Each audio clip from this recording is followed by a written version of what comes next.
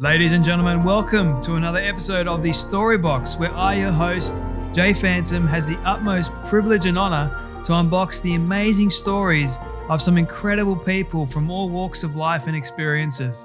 I'm delighted and grateful that you're here today. Now let's dive into the Storybox and hear more about our guest today.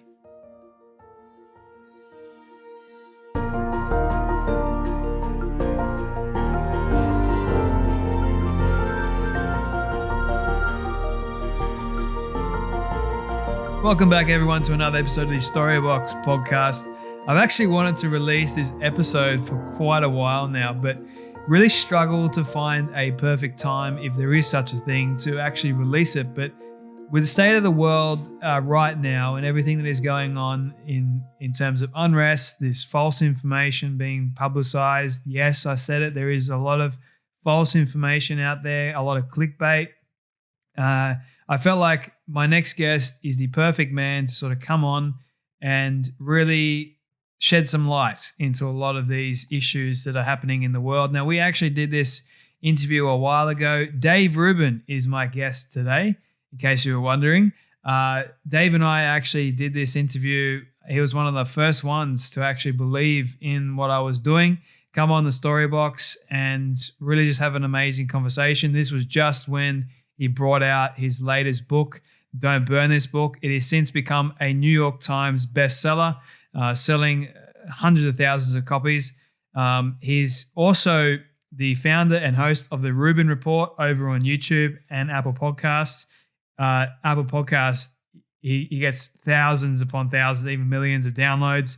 And same with YouTube. He's spoken to many high-profile people like Bob Saget, Roseanne Barr, Richard Lewis, politicians like John McCain, Gary Johnson, and thought leaders like Jordan Peterson, Sam Harris, Ben Shapiro, religious leaders too, Bishop Barron and Rabbi Wolpe, if I'm saying that correctly, and TV legends like Larry King and John Stossel, and so many others. He's got a very wide and diverse audience. He's able to take information and really break it down to make us all understand what it's really about. And I felt that now, with so much information being put out there into the world, we are really in a epidemic or a struggle, I should say as well, for our freedom. And who better to come on and talk about freedoms and liberties and all that than Dave Rubin himself. So I hope you guys really enjoy this one. This is, I'm not too much on the political sense, but we focus more on his story. Then we dive into some of those tougher questions as well. I just thought that it'd be best for everyone to know, really, there's always two sides to every story. Dave and I get to talking all about that on this episode. So I know you guys are going to love it in some way, shape, or form. So with that being said, my friends, please, if you do like this one, subscribe on Apple Podcasts for more. Share it around to your friends and family members that need to hear this episode. Leave a 5-star rating and review over on Apple Podcasts. Your support is greatly appreciated, and let's help build this community of the Storybox. Let's make it bigger, and every single time I release an episode, 1% better, right? That's what I'm aiming for, to reach as many people as I possibly can in the world. So thank you so much, guys. So let's dive into the Storybox and hear Dave Rubin's story. Thank you. It is good to be with you. It has been quite an adventure. That was quite an intro. Thank you. I hope I can live up to all of that good stuff. I'm sure you can, and more. So I am really looking forward to this interview. But before we get stuck into your backstory and why you do what you do, I usually have one question that I love asking people, and that is, what is your definition of success? That's a great question. It's quite a way to start off an interview. I think success is that you wake up with purpose, that you wake up and you have a day that is filled with things that add meaning to your life. Now, that often is work. But hopefully it also involves your home life and your spouse and maybe your kids or your family or your local community or your friends.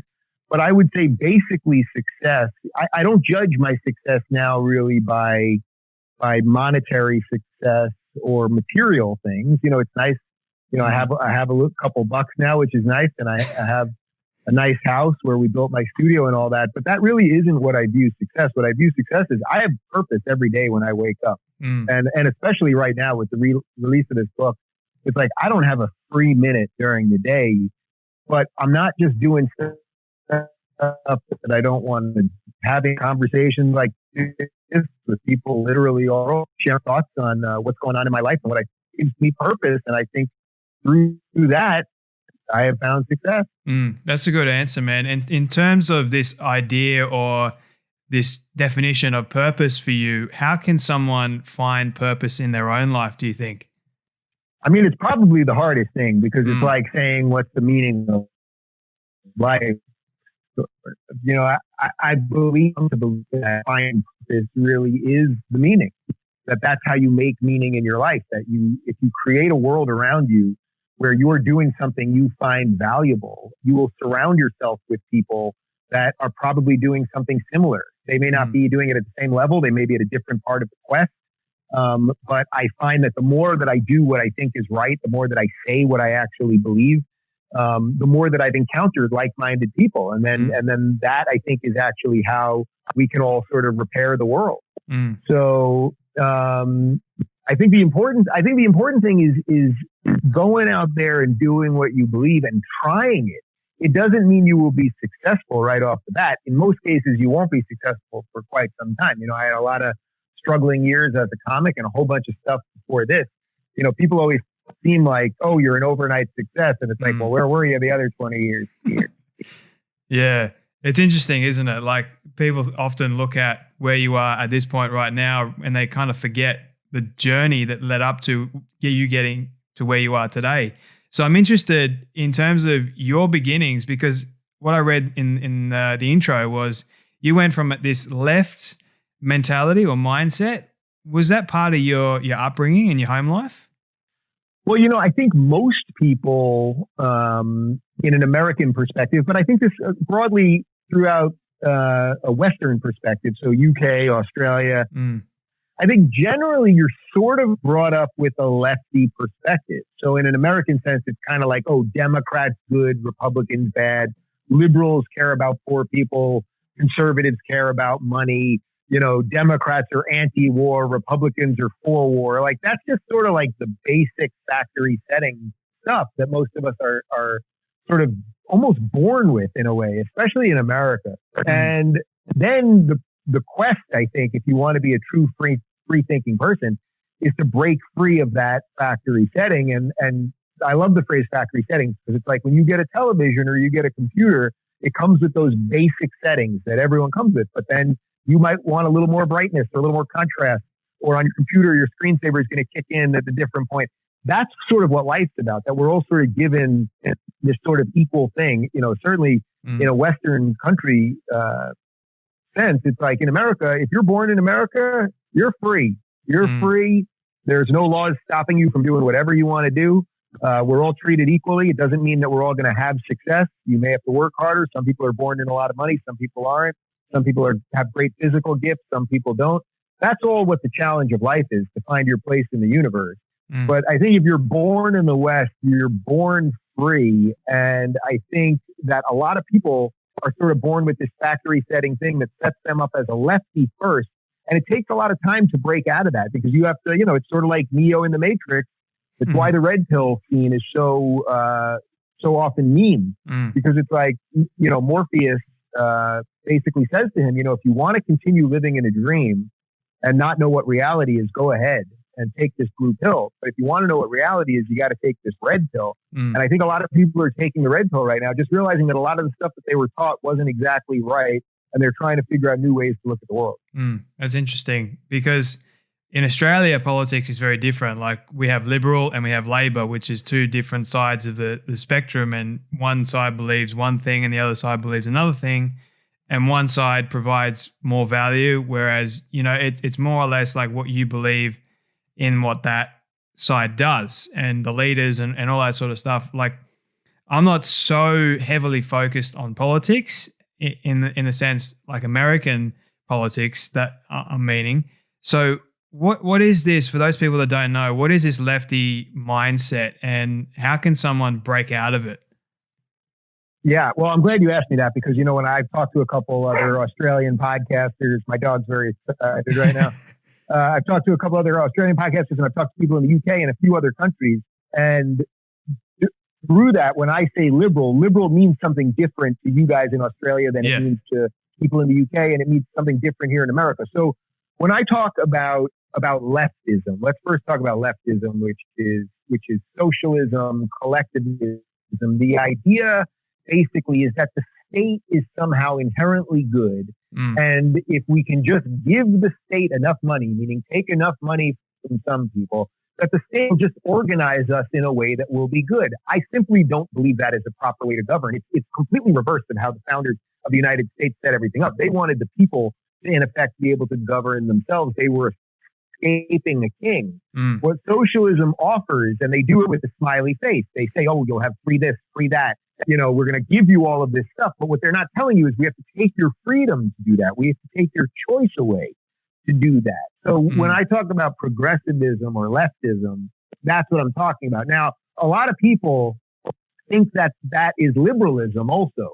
And this is where the liberals have sort of failed. So when I talk about liberalism, I'm talking about classical liberalism, which is sort of the Enlightenment era liberalism. That means you believe in individual rights, which is what I described before. Everyone in a society that's legally there should be equal under the law. And then you want the light touch of government. If something can't be solved by the market, solved by private enterprise, you want some government involved, but you don't want the government to have to do everything. And what has happened is that the progressives sort of saw the liberals, and the liberals are kind of open-minded, and the progressives just came in and they kind of infected the host and basically destroyed liberalism. So when I talk about my version of liberalism, that probably makes more sense to you in Australia as like the libertarian, meaning that I don't really want the government to do much of anything.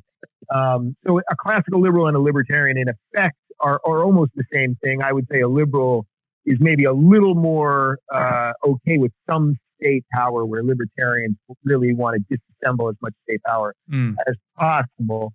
And then, then on the other side of that, you have conservatives, and conservatives generally, there's usually a religious attachment to it, but not always. There are some secular conservatives. But also conservatives have more of a focus on sort of the time-tested fundamental beliefs, in family and in unity, and to keep away all of the sort of bad ideas that would break those things down. So conservatives are on the right, libertarians are on the right. I would say classical liberals are at this point on the right. And then really what we're all sort of opposing right now is progressivism. Because if you told me that progressivism was to progress towards equality, meaning equality under the law, well, then I would be a progressive. But progressivism, we've already accomplished equality under the law. Progressives are now trying to progress to a place where they can reorder the whole game. And that I am not interested in. And I find it to be very dangerous. So in your experience, and having spoken to some pretty high profile politicians over the years as well, and in your own opinion, having studied political science as well, do you believe there is I guess, I'm not going to say perfect, but a better way to sort of govern and manage the country and the nation, rather than just having all of these political parties pop up and say they're the best way?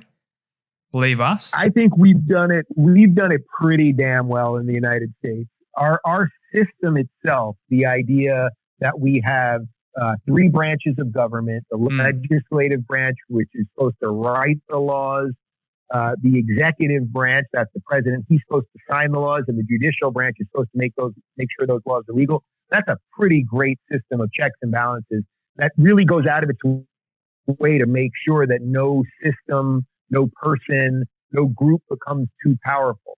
It's not a perfect system, but I would be leery of anyone saying that they could bring about a perfect system. This is what progressives do. They try to tell you, if we were in power, we could fix all of your problems. There'd be no poverty. There would be, we'd fix the environment. We'd fix all these things. And it's just not true. It's not true. We've done, I think, a pretty damn good job of freeing people to live the lives that they want, which is, by the way, why everyone loves America still. Everyone still wants to come to America. Americans don't leave. The only people that leave America are billionaires who are sticking to taxes. But nobody really leaves America. So I don't know that there's a better system. That doesn't mean we can't tweak the system every now and again.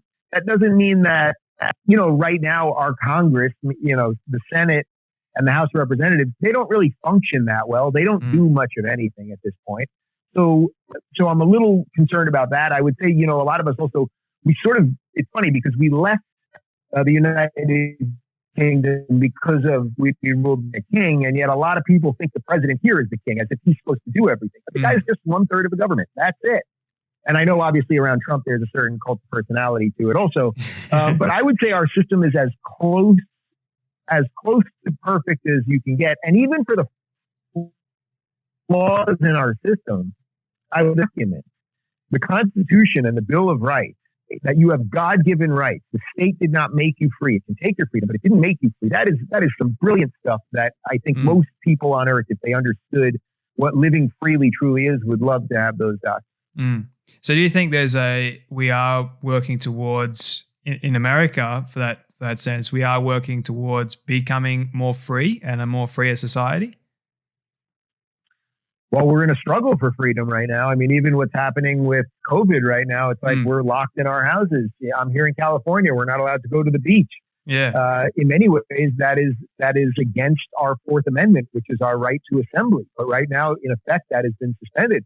So I'm very worried that this is the first time in a long time that, some of our true rights are being eroded away. And that's why I want the states to figure out the best way to open up possible. We cannot live in our houses like we're hamsters in a cage all the time. And that doesn't mean there's not going to be any risk on the other side. Of course there's going to be risk. Of course there's going to be risk. Is it possible that if we start opening up, that some more people are going to get sick suddenly? Of course. But at some point, we have to start living again.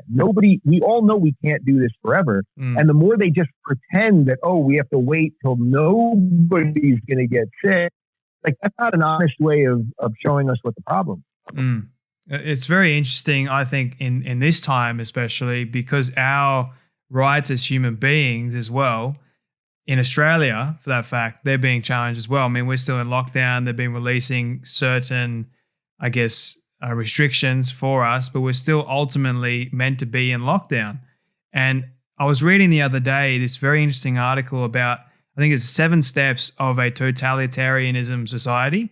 Do you believe in your experience and having spoken to so many people regarding politics and freedoms and liberties and all that we are heading there? I think it's very possible that the seeds are being planted for that.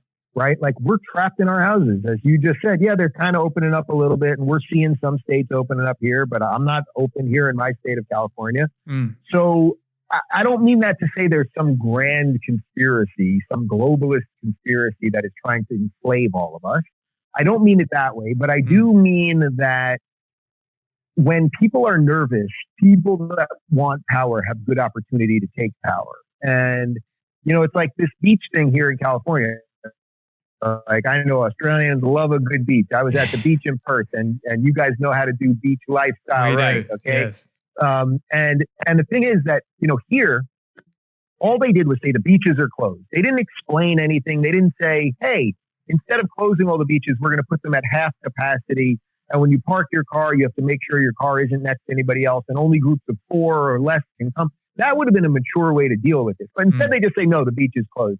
And that does make me worried that authoritarianism is on the rise, because it's like, why are we just listening to edicts by people? Why do they not explain things to us? Yeah. And maybe at some level we've grown very fat. We've grown very fat on our freedoms, and we don't even know when some bad ideas are spreading. Definitely, man. It's very interesting to see, and I'll be curious to watch what happens in the coming months and possibly years to come. I do want to focus on a little bit about your backstory a little bit. And you said you did a stand-up comedian. So did you always want to get into comedy or politics? Which one came first? I used to be funny in another life. Now I talk about politics all the time. I always wanted to be a comic, actually. From when I was 7 years old, I saw Bill Cosby himself, which was his famous special, which was the dentist routine in there and the chocolate cake routine. And, of course, obviously, when you mention Bill Cosby now, people have other associations, but he was a groundbreaking comic who woke me up to comedy. And then I just fell in love with comedy. I fell in love with comedians from, George Carlin and Richard Lewis and Jerry Seinfeld and now Larry David and all these guys that, being a comedian, a good comic is saying something true. And through saying something true, if you can laugh at it, it's a little bit easier to understand. So I always said to my friends, it was like, one of us was going to be a comic, because I had a bunch of funny friends. We were always making fun of each other and pointing out absurdities and all that. And I did stand up for about 12 years in New York City. I had some great successes in it. I had the struggle years of being a comic and everything else. And the funny thing for me now is I don't really do stand up anymore, but when I was on tour with Jordan and when I'm traveling throughout the country, if I see that I have a night open, I'll usually book that club. And now because I have a following, I can sell out a club. And I don't really do traditional stand-up, like what's the deal with, your shoes. I just kind of get up there and I wing it and I have fun and I enjoy talking to everybody and I get the crowd going and I give away T-shirts and I get people yelling at each other and do just like a free-for-all. And it's very different than traditional stand-up. But I find it refreshing and nice. And because I don't need it anymore, I can enjoy it in a way that was tough before. Because when you need it, it's like when you need anything, you can't fully enjoy it. Were you the class comic? I wasn't the class clown, but I was the guy that was kind of next to the class clown getting the secondary laugh. So if the class clown sort of broke up the whole class, I would comment on what he was doing after he did it. That was more of my thing, which actually, I guess, makes sense in retrospect. I mean, I became a talk show host, and then I knew how to read a room very early on. Yeah. So where did the political science come into it? Like, did you get sort of fed up with comedy, or why did you choose politics? Because that's so far away from, in some respects, it's actually quite similar, but it's so in terms of career-wise, they're so polar opposites in a way. In a certain way, but I was always interested in politics. My family, although nobody was involved in politics directly, my family was always very political in that we would debate all of the topics. All our holidays were, adults sitting around the table.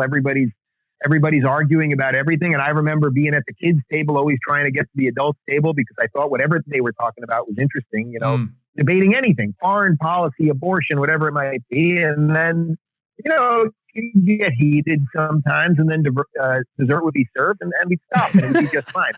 So I think then, and then I went to college and I had that interest. So I was a political science major.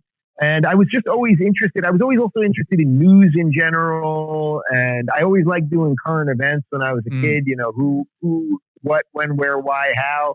I always liked doing that kind of stuff. And politics was free. Everyone's political all the time, which I think is a little dangerous, actually, which is also why I try to bring a little sanity to the game, because, a lot of it is very insane. And I think if you're just endlessly political and that's the only joy you get out of life, you have a life of misery ahead of you. Definitely. That's really good, man. I have one more question. Oh, sorry. A few more questions for you. One is, what was one of the biggest lessons that your father or mother taught you growing up that you still remember to this day? Well, it's the same lesson, because this is, I think, more than anything else. And I mentioned this at the acknowledgments of the book. My parents have been married like 48 years. We've been in the same house that I grew up in since I was 3 years old. They still live there right now. My sister and her husband and kids are living there with them in the middle of coronavirus. My parents, they taught us family. They taught us about family. You got to be there for family. That's really the most important thing there is. We still get together for holidays whenever we can. I try to host some here. I go back to New York for others. I'm very close with my brother and sister and their spouses. And we've been doing, like everybody else, we've been doing Zoom family dinners and, have a glass of wine and everything else. Just the importance of family, because, you can have friends and you can have Twitter buddies and Facebook things and all that. And of course, lifelong friends are wonderful and new friends are great too. I don't mean to dismiss any of that.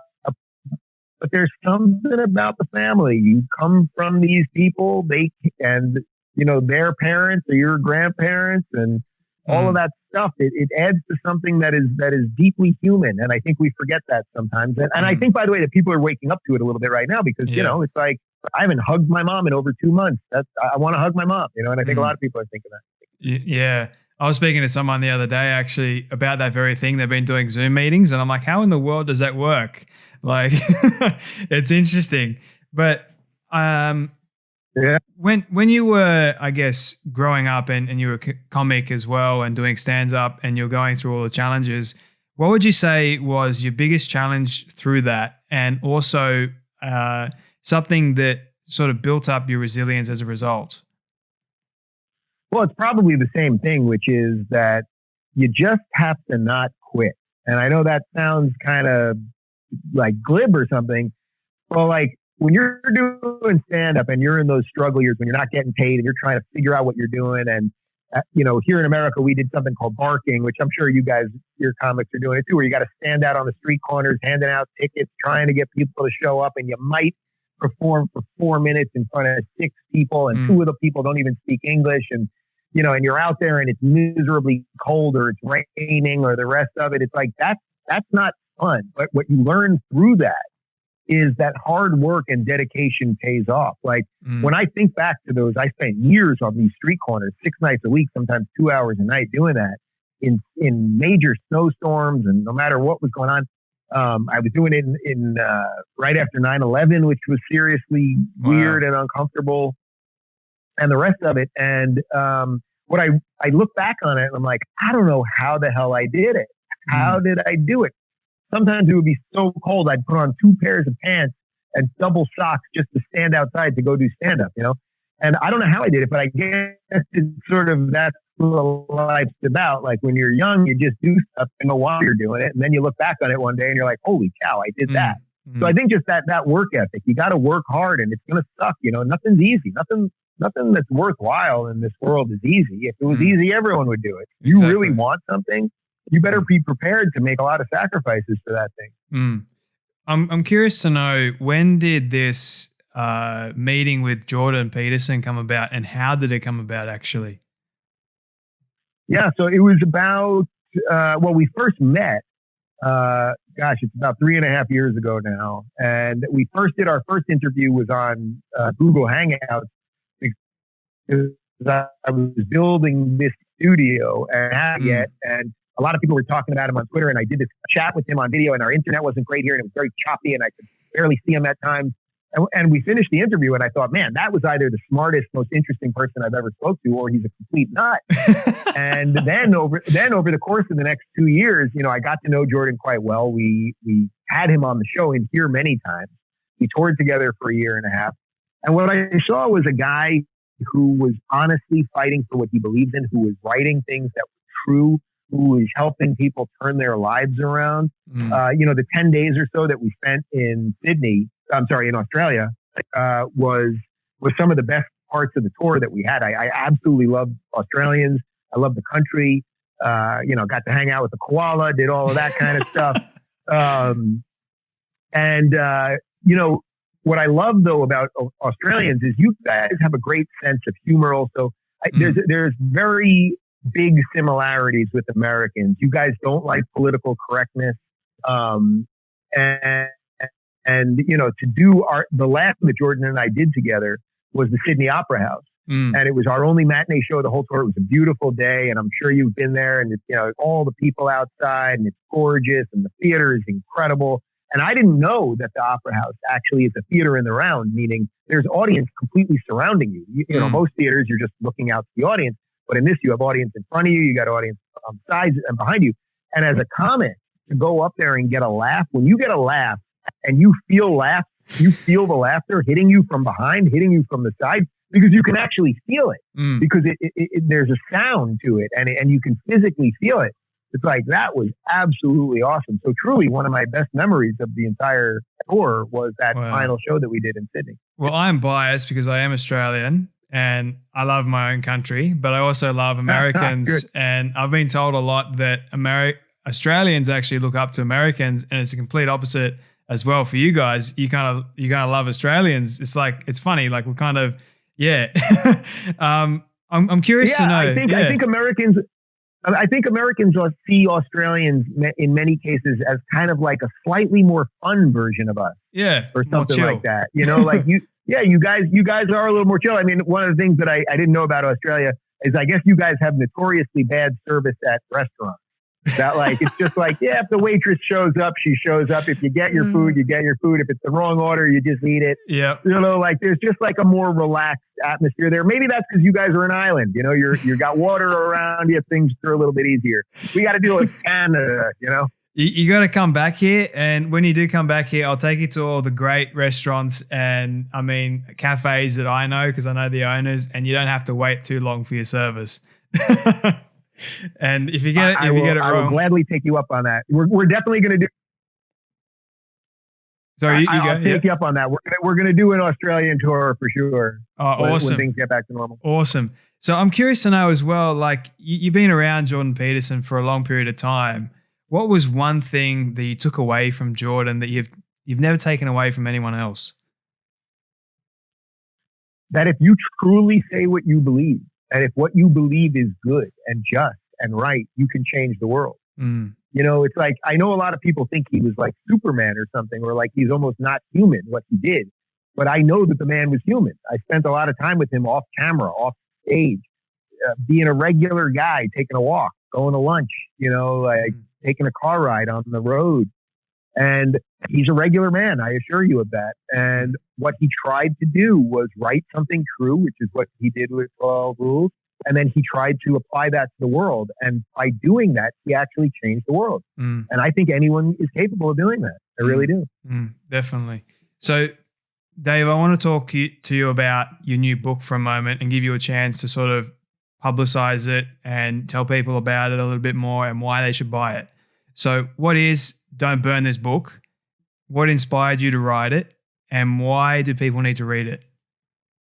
Well, what is Don't Burn This Book? Look, this is what I think about everything. These are, I think what I lay out in this book are time-tested, generationally churned, common sense ideas on how people can live freely. And then not only that, I blend it with some of my own personal story about my political evolution, talk about a bit, and how people can start fighting for what they believe. The purpose of the book is not to convince you that I'm right about everything. The purpose of the book is to, sorry, my mic went crazy there for a sec. The purpose of the book is not to get you to agree with me on everything. The purpose is to get you to think for yourself. If you read this book and you go, man, Dave is really off on, you know, those 2 or 3 things, but I'm going to think about them and I'll send him a tweet about it. It's like, that is just great. So I want to show people you can stand up to the mob. You should fight for free speech. You should say, I can have all sorts of thoughts and I don't have to say I'm a Democrat or I'm a Republican or whatever.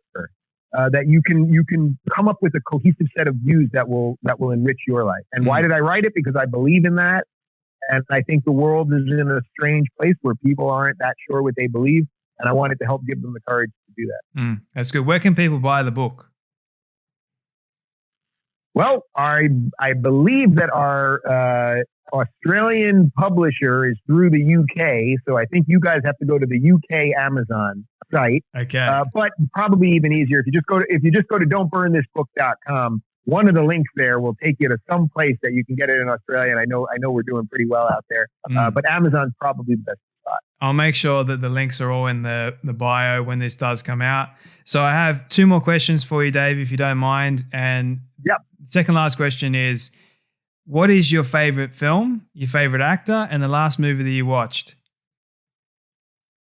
My favorite film, my favorite film, like if I just had to watch something tonight, Total Recall, the original Schwarzenegger movie. Yes. You know, I think it's 1987 or 1988, 89. It is just a perfect 80s movie. It's a brilliant sci-fi story written by Philip K. Dick, who wrote a million other great sci-fi stories. And the technologically, it was cutting edge for its time. The music is great. Sharon Stone is in it. I love dystopian future kind of stuff. So yeah, I'd say Total Recall, just perfect. My favorite actor. Wow. I've been asked a lot of questions in the last week. Nobody has asked me my favorite actor. My favorite actor, man. I love this question. Yeah, this is good. This is gets good because I'm really trying to come up. I'm trying to come up with somebody that I really just consistently like. Like I see their stuff and I consistently like them. Who do you resonate with the most?